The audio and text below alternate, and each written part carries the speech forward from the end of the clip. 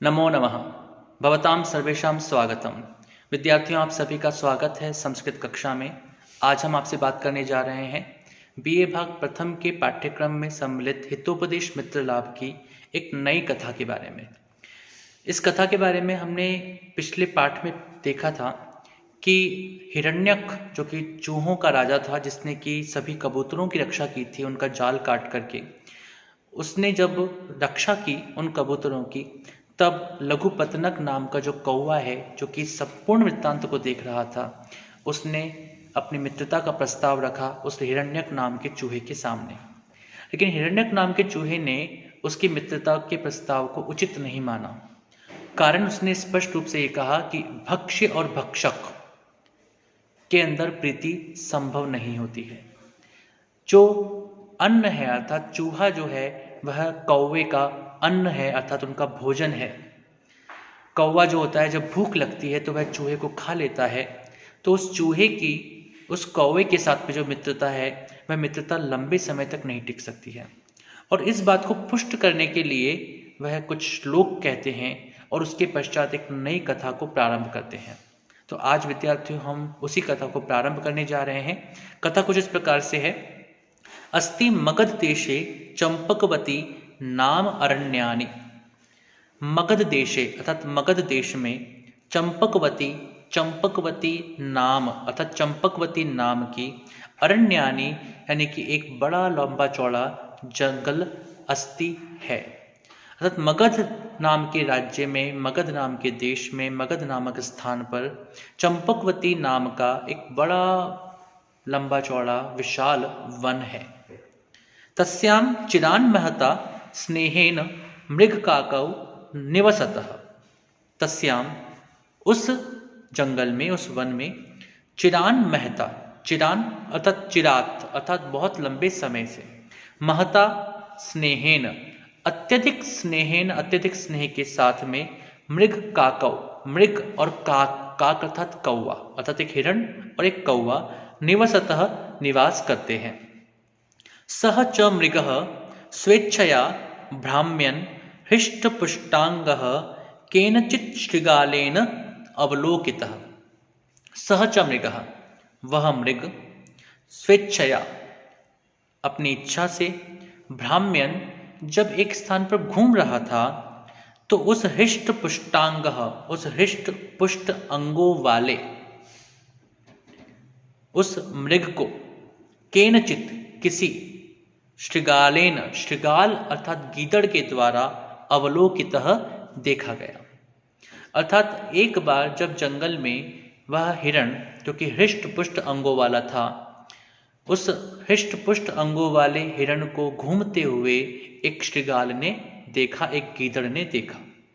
तम दृष्ट्वा, तम अर्थात उस मृग को, उस हिरण को दृष्ट्वा देखकर, दृष्ट्वा यहाँ पर दृष्ट धातु है और त्वा प्रत्यय का प्रयोग किया गया, अर्थात देखकर, शृगालः अचिंतयत्, शृगाल ने सोचा, आह कथम एतन मांसम सुललितम भक्षयामि। उस गीदड़ के मन में ये विचार आया कि ये जो एतन मांसम सुललितम यानी कि जो उसका बहुत ही सुमधुर सुललित मांस है, उस मांस को मैं कैसे खाऊं। क्योंकि शृगाल जो है वह हिरण का भक्षक होता है, हिरण को मारने वाला होता है। शृगाल और मृग में एक प्राकृतिक रूप से भक्ष्य और भक्षक का भाव है। अतः शृगाल ने जब उस हिरण को देखा तो उस हिरण को खाने की इच्छा उसके मन में उत्पन्न हुई। भवतु विश्वासम तावत उत्पादयामि। लेकिन आप जानते हैं कि गीदड़ जो होता है वो बड़ा चालाक होता है। तो यहाँ पर गीदड़ ने सीधा उस मृग पर हमला करना उचित नहीं समझा, अतः उसने चाल चली। और क्या चाल चली, आगे देखते हैं। तो उसने कहा कि भवतु विश्वासम तावत उत्पादयामि। अच्छा चलो, मैं उसके मन में विश्वास उत्पन्न करता हूं। शृगाल ने सोचा कि यदि मैं उस मृग के साथ दोस्ती कर लूं तो आज नहीं तो कल मैं उसके मांस को खा जाऊंगा या खा सकूंगा। तो इसलिए सबसे पहले उसने उसके मन में दोस्ती और विश्वास उत्पन्न करने का ढोंग रचा या पाखंड रचा। अब कैसे किया, इसी को हम लोग समझते हैं, देखते हैं। इति आलोच्य, ऐसा विचार करके, उपसृत्य, उसके समीप जाकर, अब्रवीत, वह श्रृगाल बोला। अर्थात श्रृगाल जो है अपने उस चालाकी के द्वारा उस मृग के मांस को खाने का इच्छुक होकर के, धोखे की भावना से युक्त होकर के उस मृग के पास जाता है और बोलता है, मित्र कुशलम ते, हे मित्र, हे हिरण्यमित्र, क्या आप कुशल हैं? मृगेण उक्तम, तब मृग ने कहा, देखा कि कौन है, तो मृग ने कहा, कस त्वम, तुम कौन हो? सह ब्रूते, तो श्रृगाल बोला, क्षुद्र बुद्धि नामा जम्बू को अहम, मैं क्षुद्र बुद्धि नाम का एक जम्बूक हूं। जम्बूक श्रृगाल को ही कहते हैं, गीदड़ को ही कहते हैं। तो मैं क्षुद्र बुद्धि, उसका नाम है क्षुद्र बुद्धि, तो मैं क्षुद्र बुद्धि नाम वाला एक गीदड़ हूं, एक श्रृगाल हूं। अत्र अरण्ये बंधुहीनो मृतवन निवसामि, अत्र अरण्य, अत्र यहाँ इस अरण्य जंगल में, बंधुहीन, मेरा कोई बंधु नहीं है, मेरा कोई दोस्त नहीं है। मृतवन, मृतवत अर्थात मैं मृत के समान, क्योंकि मेरा कोई दोस्त नहीं है इसलिए मैं तो अपने आप को बिल्कुल असहाय समझता हूँ। मेरा कोई मित्र नहीं है, इस कारण से मैं बिल्कुल मृत के समान, मरे हुए के समान जीवन जीता हूँ। निवसामी, इस प्रकार से मैं इस जंगल में निवास करता हूँ। इदानीम त्वाम मित्रम आसाद्य पुनः सबंधु जीवलोकम प्रविष्टोस्मि, आज जब मैंने तुम्हें देखा तो मुझे लगा कि मैं तुमसे दोस्ती कर सकता हूँ। उस श्रृगाल ने कहा, उस गीदड़ ने कहा, देखिए उसे चालाकी किस प्रकार की है। उसने कहा कि आज जब मैंने तुम्हें देखा तो मुझे लगा कि मैं तुम्हें मित्र बना सकता हूँ, मैं तुम्हारा मित्र बन सकता हूँ। और जब मुझे लगा कि मैं तुम्हें अपना मित्र बना सकता हूँ तो मेरे अंदर वह जीवलोकम, सबंधु जीवलोकम, अर्थात मेरे भी कोई बंधु हैं, मेरे भी कोई मित्र हैं। इस प्रकार से मेरा जो जीवन है वह जीवन आनंद और हर्ष के अतिरेक में प्रवेश कर रहा है। अधुना तवानुचरेण मया सर्वथा भवितव्यम, हे मृग, अब से मैं तुम्हारा ही अनुसरण करूंगा, तुम जो बोलोगे मैं वैसा ही करूंगा। मेरा कोई मित्र नहीं है, तुम अगर मेरे मित्र बनते हो तो तुम और हम दोनों मिलकर के प्रसन्नतापूर्वक जीवन यापन करेंगे और मैं निश्चित रूप से तुम्हारी हर बात मानूंगा। मृगेण उक्तम, जब मृग ने ये सब बातें सुनी श्रृगाल के मुख से तो मृग को लगा कि एक व्यक्ति है, एक श्रृगाल है जो कि मुझसे मित्रता रखना चाहता है, मुझे दोस्त बनाना चाहता है, तो क्या बुराई है इसमें। और मृग ने, उस हिरण ने कह दिया, एवं अस्तु, ठीक है, ऐसा ही होगा।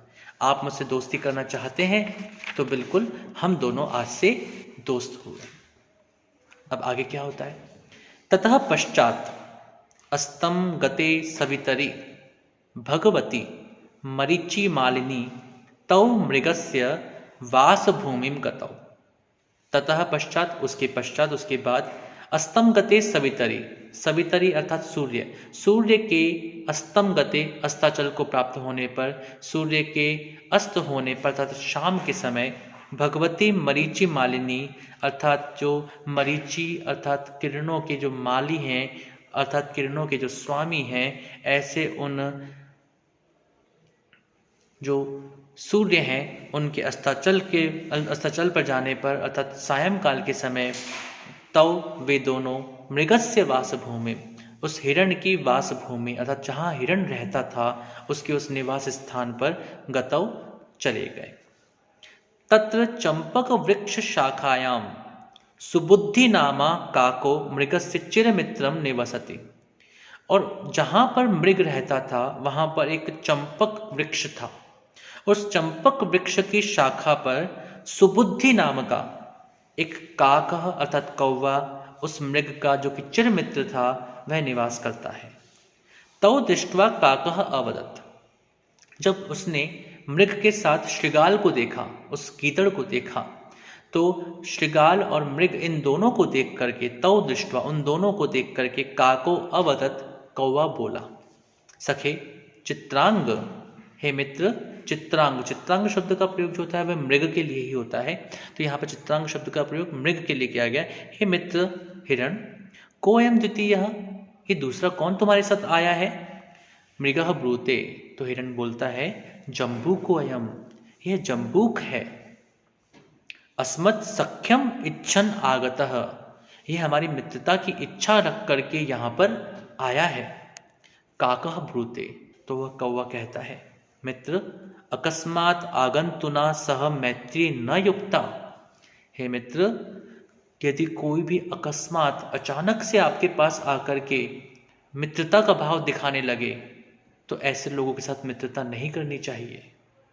पहले उनकी जांच परख करनी चाहिए, पहले उनके बारे में चिंतन करना चाहिए कि ये अच्छा मित्र होगा या नहीं होगा, ये श्रेष्ठ विचारों वाला है या नहीं है, कहीं सा कोई लोभ लालच तो नहीं है। सब विचार करने के बाद ही हमें मित्रता को स्वीकार करना चाहिए। इस प्रकार से अचानक किसी को मित्र मान करके हमें उसके साथ मित्रता करना और इस प्रकार से उसको घर तक लेकर के आना, ये उचित नहीं है।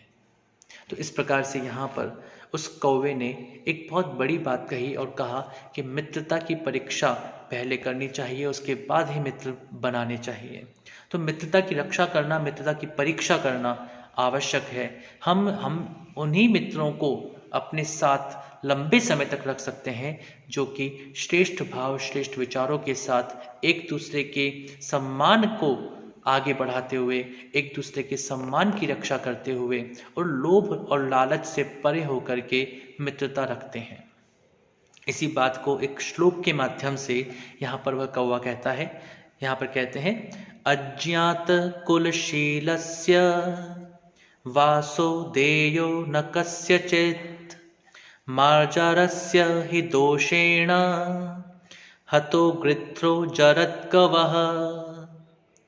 अज्ञात कुलशीलस्य वासो देयो न कस्यचित् मार्जारस्य हि दोषेण हतो गृध्रो जरत्कवः। वह कहते हैं अज्ञात कुलशीलस्य कस्यचित् वासः न देयः हि मार्जारस्य दोषेण जरत्कवः गृध्रः हतः। अज्ञात कुलशीलस्य, जिसका कुल और शील, कुल वह किस वंश से है, क्या करता है, उसका स्वभाव कैसा है, और शील अर्थात उसका आचरण। तो जिसका हमें कुल और शील पता नहीं होता है, ऐसा अज्ञात और कुल और शील वाले को, जिसका वंश और स्वभाव हमें पता नहीं है, जिसका वंश और स्वभाव हम नहीं जानते हैं, ऐसे किसी को कस्यचित्, किसी को वासः न देयः, अपने घर में आश्रय नहीं देना चाहिए। यदि हम अपने घर में किसी को आश्रय देते हैं तो पहले उसके बारे में हमें जानकारी होनी चाहिए।